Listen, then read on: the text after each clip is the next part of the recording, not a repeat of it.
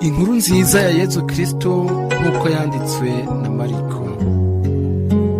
Yohani Batista amaze gufatwa, Yezu aja mu bugarire yigisha inkuru nziza y'Imana avuga ati: igihe cyashitse kandi ubwami bw'Imana buri hafi, nimwisubireko kandi mwemere inkuru nziza.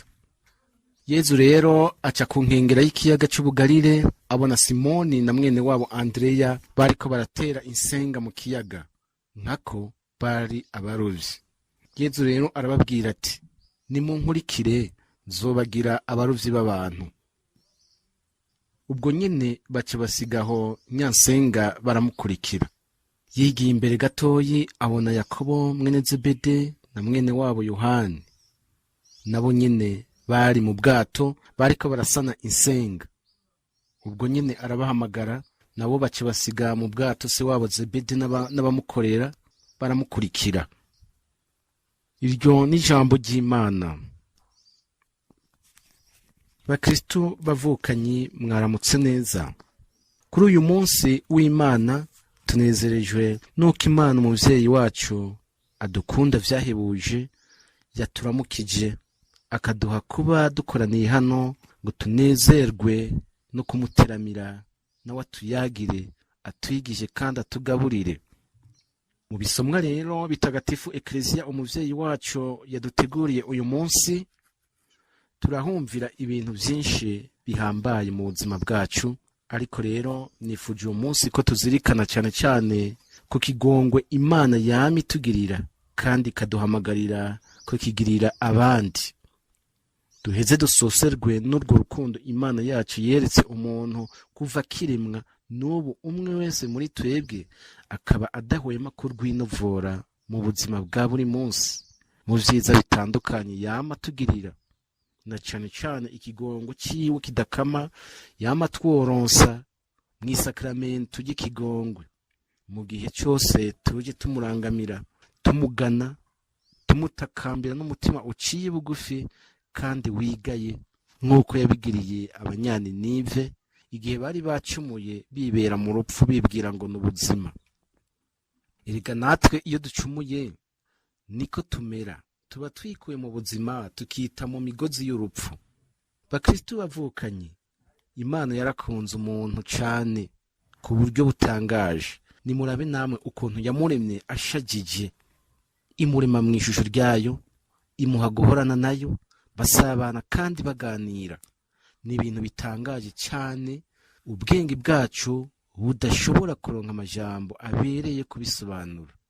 N'igihe umuntu acumuye, agacumura ku Mana yari yamuteye iteka rihambaye mu kumurema mu buryo bw'agatangaza, maze akigira igicibwa mu kwiyambura iryo teka yari yatewe bitewe n'igicumuro, Imana yo ntiyamutaye nk'akanuka, ahubwo yaramurondeye imusubiza icizere, ndetse inamwemerera umukiza w'akatabonetse, umwana wiwe ari we Kristo, yaje kubana natwe, agasa natwe muri vyose kiretse icyaha.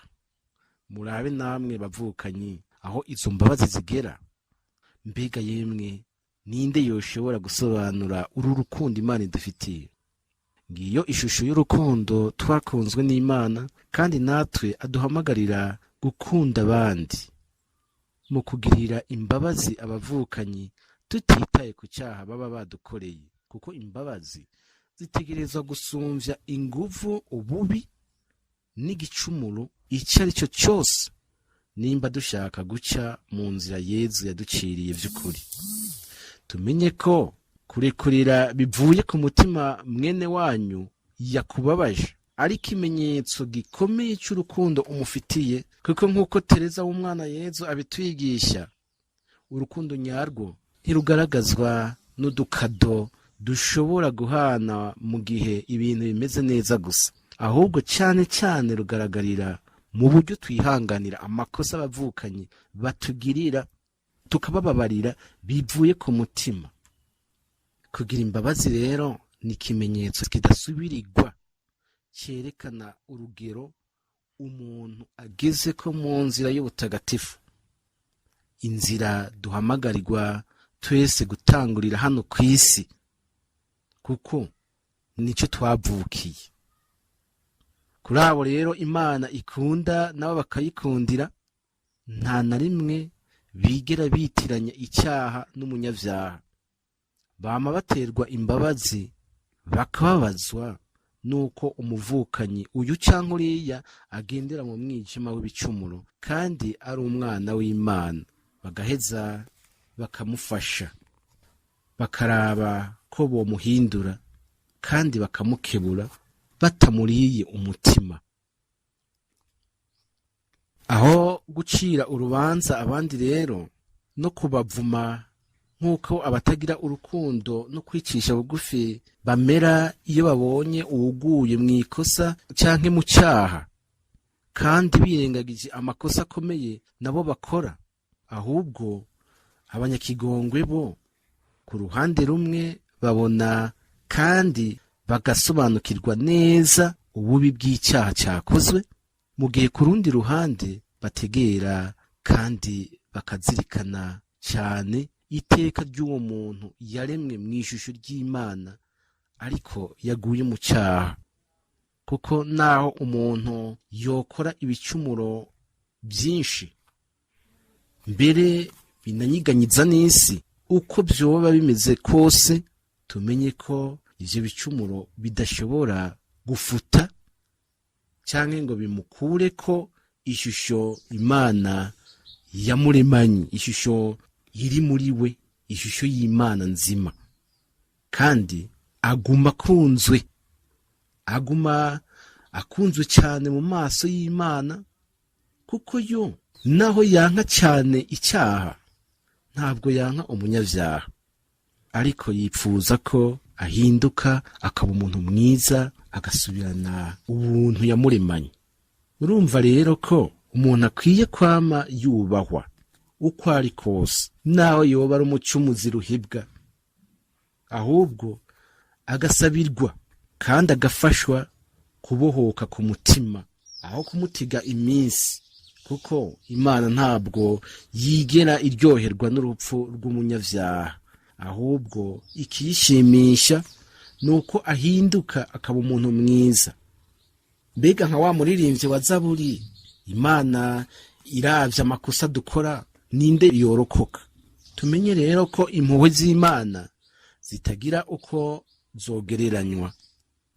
Imana yacu irababazwa n'umucumuzi yanse guhinduka ngo agendere mu nzira nziza. Ni nk'umuvyeyi imbere y'umwana wiwe, akabona uyu mwana wiwe amerewe nabi ariko arapfa nabi, uyu muvyeyi akagerageza kumukiza, ariko uyu mwana akamuhunga, akamwankira ko amukiza. Birababaje cyane. Ariko rero Imana yo irusha uyu muvyeyi wa kwisi kubabara, yo irababara kuruta, kuko urukundo rwayo rutagira agatosi na gato. Bavukanye, kuri uyu munsi Imana yatugabiye, nimuze tumutakambire atugabire umutima w'ikigongwe nk'uwiwe, kandi aduhe gutegera ububi bw'igicumuro tugihunge, ariko ntitwigere duhunga abacumuzi ngo tubacire umukenke kandi ari abakundwa b'Imana, ahubwo tubababarire, tubabe hafi kandi tubasabire bahinduke. Kuko iyo umuntu yanse kubabarira naho bitoroshe, aba yemeje ko atagira igicumuro, atacyaha yigera akora, kandi ivyo navyo buba ari ububenshi no gukengera Imana, kuko twese turabacumuzi ariko tukaba abakundwa b'Imana. Umuntu atarekurira abandi rero ntanywana vyuzuye n'Imana, kuko uko kutimenya kwiwe, uko kutamenya uko umutima wiwe umeze, naho yosenga abikora nabi cane, kuko atabazi igihagararo ciwe imbere y'Imana nk'umunyabicumuro. Ntashobora rero no kumenya icyubahiro akwiye guha Imana, yo soko y'ubutagatifu n'ubwiza bwose. Uyo acamera nk'umwe yinjira mu ishyamba atazi, agaheza agasimbira ku nkona atazi agaca. None rero bavukanyi, nimuze dutakambira Imana, tuyikomera amashi, yo soko y'ikigongwe, ikaba isoko y'ubwiza bwose, nayo itugabira umutima w'imbabazi umeze nk'uwayo, maze duhe kwama dufasha abandi kuba batagatifu no guhunga icyaha, bakirukira isoko ry'ubuzima ariyo Mana yacu. Amen.